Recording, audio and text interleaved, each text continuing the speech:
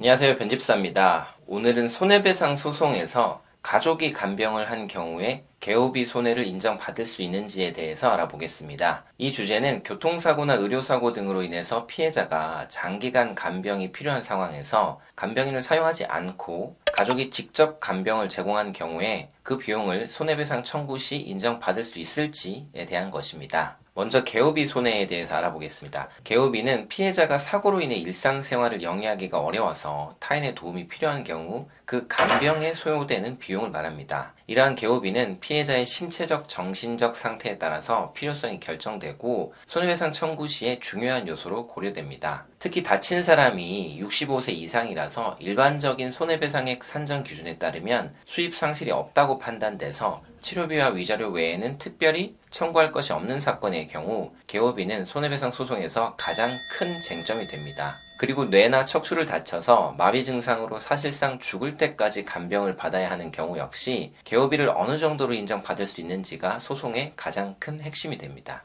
이제 가족이 직접 간병을 제공한 경우 개업이 손해를 인정받을 수 있는지에 대해서 살펴보겠습니다. 일반적으로 피해자가 타인의 도움 없이는 일상생활을 영위하기 어려운 상태라면 개업인은 손해배상 청구에서 인정이 됩니다. 간병인 비용을 지불한 영수증과 간병인 정보를 법원에 제출하면 될 것입니다. 그렇다면 이런 자료를 낼 수도 없고 객관적으로 금액을 책정하기도 애매한 가족이 간병을 제공한 경우에도 개업이가 인정될까요? 이와 관련된 대표적인 판례로 964-41236 판결을 들 수 있습니다.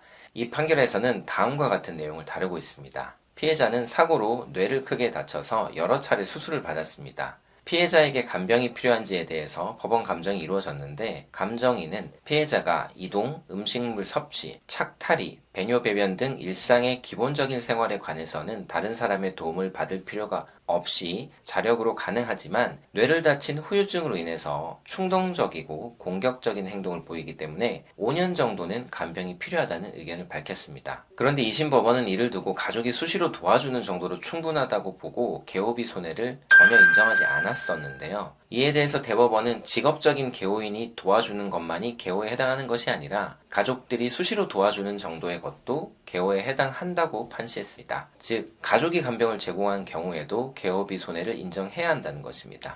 그렇다면 가족이 간병을 제공한 경우 개업비는 어떻게 산정될까요? 일반적으로 개업비는 피해자의 상태, 간병의 필요성, 간병 제공자의 노동력, 손실 등을 고려해서 산정이 됩니다. 가족이 간병을 제공한 경우도 마찬가지고요. 조금 더 구체적으로는 동거가족이 1일 중 개호에 투입한 총 시간을 심리해서 1일 8시간을 기준으로 해서 법원이 1일 몇 인분의 개호가 필요한지를 산정하는 방법으로 확정을 합니다. 그러니까 간병인을 썼던 안 썼던 차이는 없다는 것입니다. 자, 오늘 내용을 정리해 보겠습니다. 손해배상 소송에서 피해자가 타인의 도움이 없이는 일상생활을 영위하기 어려운 상태라면 가족이 간병을 제공한 경우에도 개업이 손해를 인정받을 수 있습니다. 이는 가족의 간병 제공이 전문 간병인에 의한 개호와 실질적으로 다르지 않으며 가족의 노동력 손실이나 경제적 손해를 고려해서 개업일을 산정해야 한다는 판례의 입장에 따른 것입니다. 오늘 소개한 내용을 통해서 가족이 간병을 제공한 경우에도 개업이 손해를 인정받을 수 있다는 점을 이해하셨길 바랍니다. 손해배상 청구 시 이러한 사항을 고려해서 적절한 보상을 받으시길 바랍니다. 자, 오늘 영상은 여기까지고 저는 다음 시간에 다시 찾아오도록 하겠습니다. 변집사였습니다.